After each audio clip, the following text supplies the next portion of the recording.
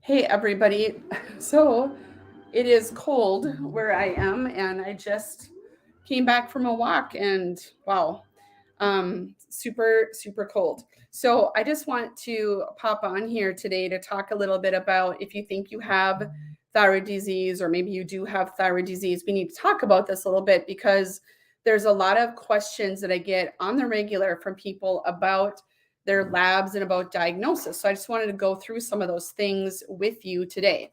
And if you are new here or haven't seen me for a while, my name is Tiffany. I'm a board certified and licensed nutritionist, and I specialize in getting people's to feel and function their best, looking at their root causes with nutrient deficiencies and really getting to the nitty gritty with their symptoms and helping them overcome it nutritionally, lifestyle wise as well. So sometimes we go through life where we are extra stressed out, or we're not eating as well, and we have life events that happen that make us feel terrible. We have low energy, we might have depression and anxiety set in, we might just not be able to cope with all that's going on in life. And the perfect example of that for me was when I was in college. I had the stress of being in college. I struggled with migraines. I had a lot of hard classes. My dad was very, very sick, and just college in general is stressful. And I was working a lot too. So it made sense that I was tired. It made sense that I probably got headaches. It made sense that I was probably anxious or maybe feeling depressed because there was all this stuff going on in my life that I had no control over. Plus, I was in college trying to make my way and figure out what I wanted to do in life. So it was just a lot. So I made it all make sense to me that my symptoms were just a normal part of the process. I mean, and then in addition, I was getting sick on a regular basis. So that was not a good setup for me. But the problem is when I would go to the doctor and have them look at things, I looked really healthy on the markers, on blood pressure, on lab work, and my thyroid hormones were totally normal. Everything was normal, but I didn't know that they weren't testing all the values that you can test. So what you need to have them do, if you feel like you are struggling with a lot of those symptoms, and if you were to Google symptoms of hypothyroidism or thyroid disease, you would look up all these symptoms, and probably you could find some that match up with it. And then there's some that probably can match up with every one of them. There could be some aspect of a thyroid symptom that isn't thyroid, but if you don't have baseline testing, that's not really helpful. You should really get the whole picture at least one time. So the other thing is that oftentimes people can have symptoms that persist for years, and you could still show normal on your lab results. And I should be doing, air quotes when I say normal, because sometimes the labs look normal, but we're definitely not normal and certainly not optimal. So let's take a look at some of those lab values that you should be having. And the first one that they look at, and one of the only ones that they test most of the time, is something called TSH, and it stands for thyroid stimulating hormone. All of this thing does is tells us how well the pituitary in your brain is talking to your thyroid gland. It doesn't tell us how much thyroid hormone, is available to the tissues in your body. It doesn't tell us anything about that. It just tells us what the pituitary gland is telling the thyroid to do. So that is why so many people fall into a normal range. The range for TSH is pretty broad. And I've even seen people be significantly out of range, and their doctors just tell them, well, if you're doing okay, let's not medicate you. And I'm all about being conservative with medication, but I'm also about people actually feeling and functioning so they can thrive and not just barely get by every day. That's not how we're meant to live. I don't care how old you are. The next marker that needs to be looked at is something called T4, and then you want it to be the free version of it. So the free, unbound version of thyroid hormone, and that means what's available to the receptors in all of your tissues, your cells in your body for thyroid hormone. So we need that number to be in the top quarter of the range. We need that to be in the top quarter of the range to feel like you have enough T4, because that is an inactive form of thyroid hormone that needs to convert into the more active form called T3. And that level should also be the free version of it. T3 is your more active hormone. It's your super duper active hormone. It helps with your metabolism. It helps with your energy. It helps you, be able to cognitively function well. And you want that to be in the top quarter as well. Okay, to be feeling like you've got the energy that you want. So the T4 converts into the T3, and actually the T4 can be in the top half of the range. Even the middle of that range is pretty good for optimization. Then there are two markers called antibodies. And when we have antibodies to our thyroid antibodies, that means our body, for whatever reason, is deciding to fight back at our own thyroid gland. That's an autoimmune response. And so we produce antibodies in that situation for the thyroid. One of them is called TPO, as in thyroid peroxidase antibody. Some big words here, but TPO might be how it's abbreviated on your labs.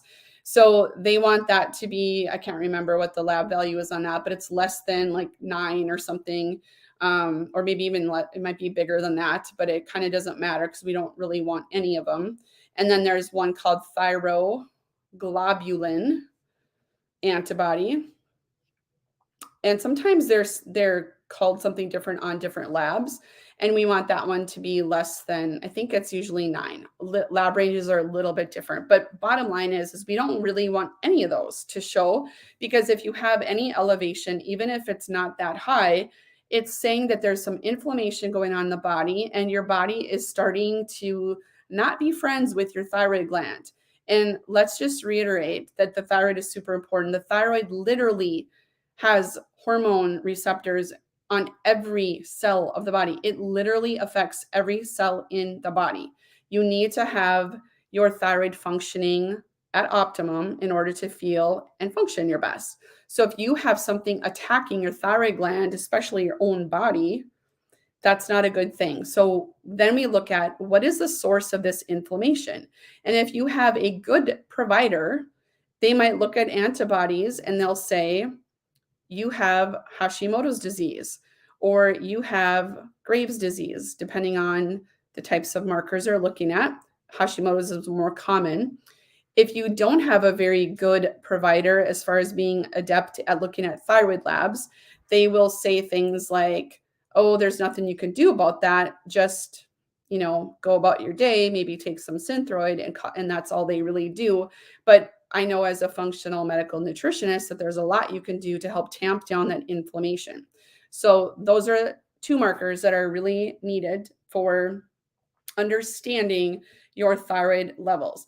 Even if you took a lab with a full panel, which is hard to get, I'll send you, or I'll put in a link that you can access a full panel on your own.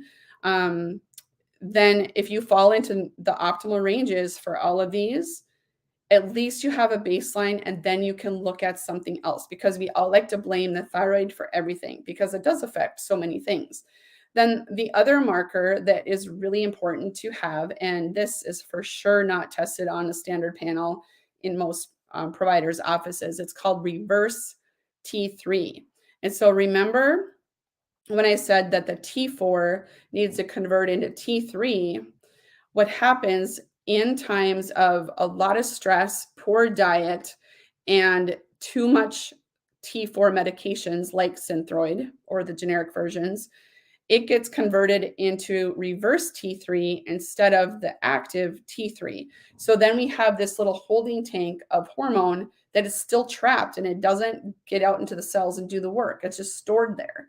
So you can, if you have that number and you want that number to be between, say, 9 and 12, excuse me, the range is much bigger than that, but you want it to be in that 9 to 12 range, because if it is higher than that, that means that your conversion, there's a problem with the conversion. And again, that's what needs to be dealt with to help you feel better. If your conversion is off, if you're not optimizing your own thyroid hormone in your body, then you're going to end up with some of those symptoms. And if you don't correct those things, looking at things nutritionally, lifestyle wise, potentially some medications or even supplements for specific for thyroid, then you might end up with Hashimoto's. You might end up with overt hypothyroidism.